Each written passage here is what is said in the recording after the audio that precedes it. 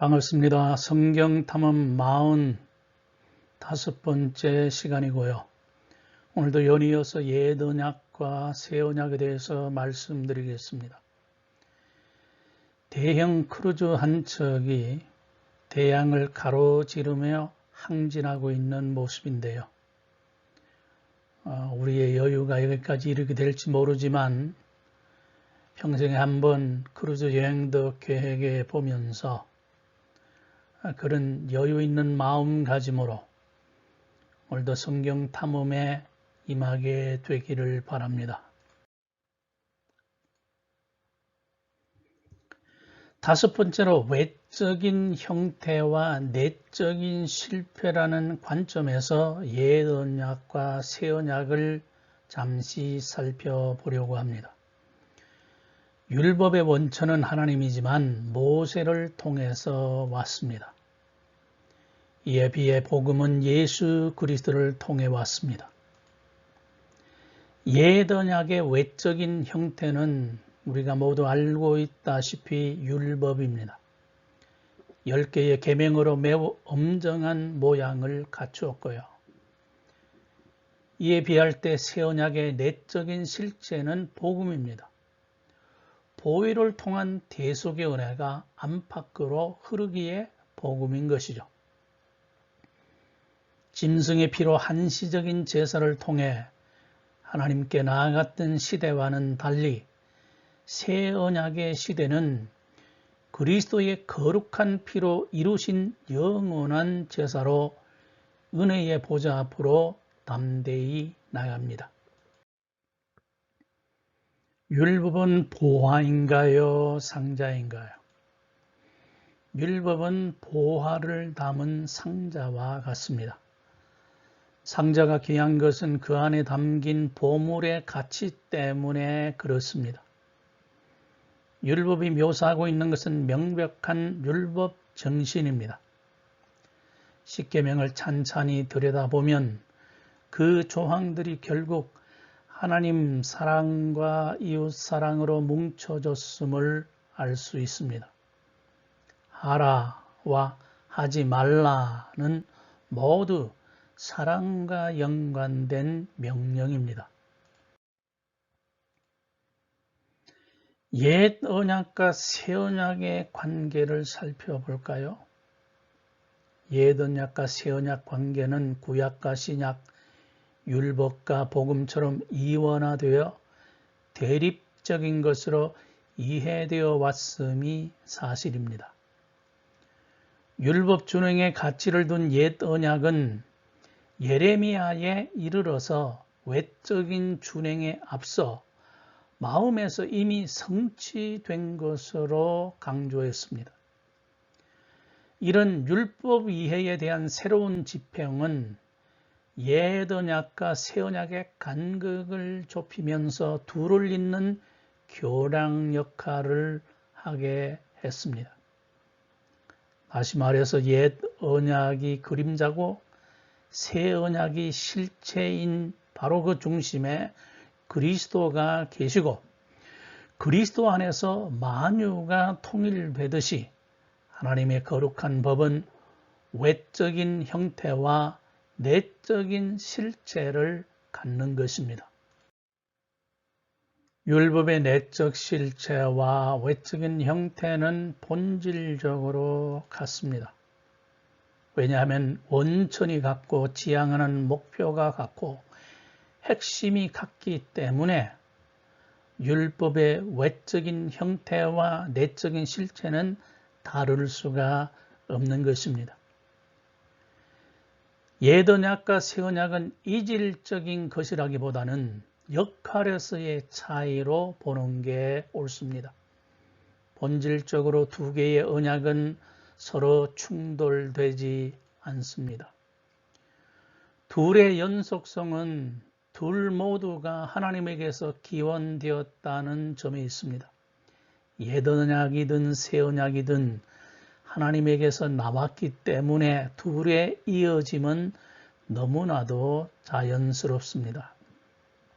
뿐만 아니라 두 언약 모두 하나님과 자기 백성 간에 맺어진 관계를 상당히 중시하고 있다는 사실입니다.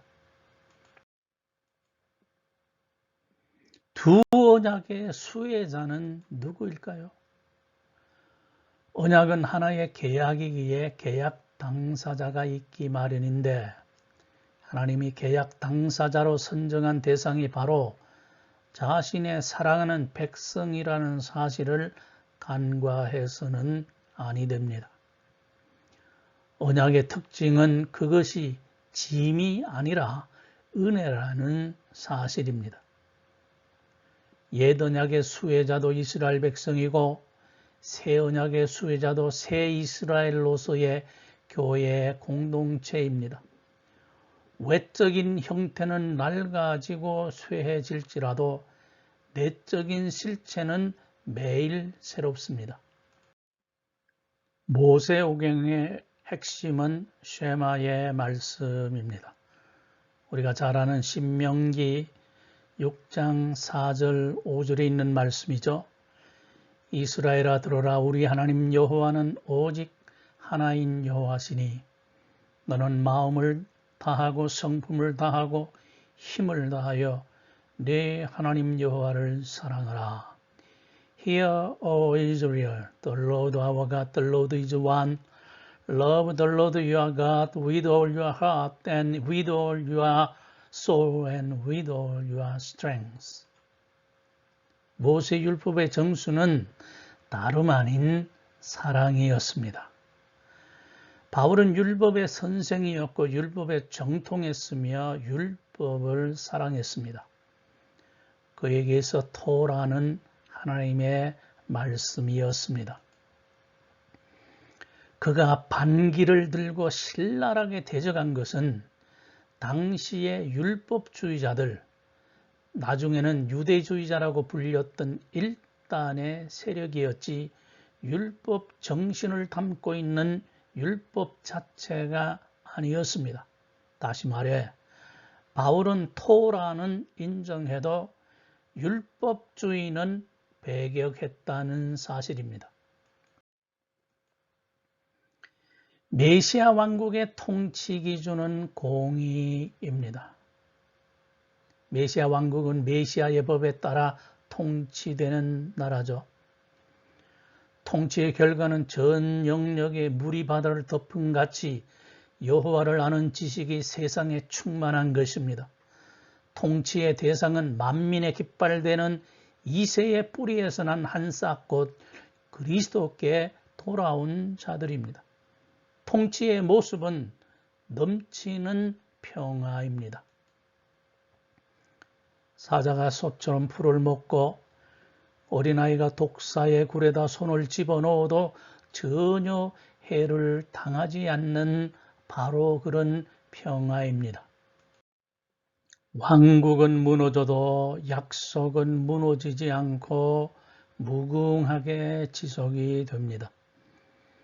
하나님은 다윗에게 후손을 통한 나라가 영원히 견고할 것이라 약속하셨지만 그 아들 솔로몬에 의해 통일 왕국은 분열의 조짐을 보이다가 결국 오래지 않아 분열되었고 이 두 쫑난 이스라엘과 유다 왕국은 수백 년 후에 멸망을 당하고 말았습니다. 그렇다면 하나님의 약속이 폐하여졌는가요? 당연히 아닙니다. 역사적 이스라엘은 남왕국 유다와 북왕국 이스라엘로 나뉘었다가 각각 아수르 제국과 바벨론 제국에 의해 멸망당했지만 하나님이 꿈꾸신 다윗의 후손 그리스도에 의한 메시아 왕국은 영원히 견고할 것이었습니다. 역사적인 하나님 백성의 왕국은 멸망당해도 메시아 왕국은 길이 계속됩니다. 선지자들 특히 이사야를 통해 예언된 메시아 왕국의 영광은 길이 계속될 것이라 천명되었습니다. 메시아 왕국은 반드시 역사적 실체로 나타나 자기 백성들에게 하신 약속을 성취하시고 결국 의가 궁극적으로 승리하는 모습을 만천하에 보이게 될 것입니다. 그 전조로 세워 새로운 언약 백성으로 하여금 메시아 왕국의 도래를 예비토록 한 것이 바로 오늘날 우리가 몸담고 있는 주님의 교회인 것이죠. 오늘 강의는 여기에서 매듭 짓습니다. 하나님의 평강이 여러분과 함께 계시기를 바랍니다. 샬롬.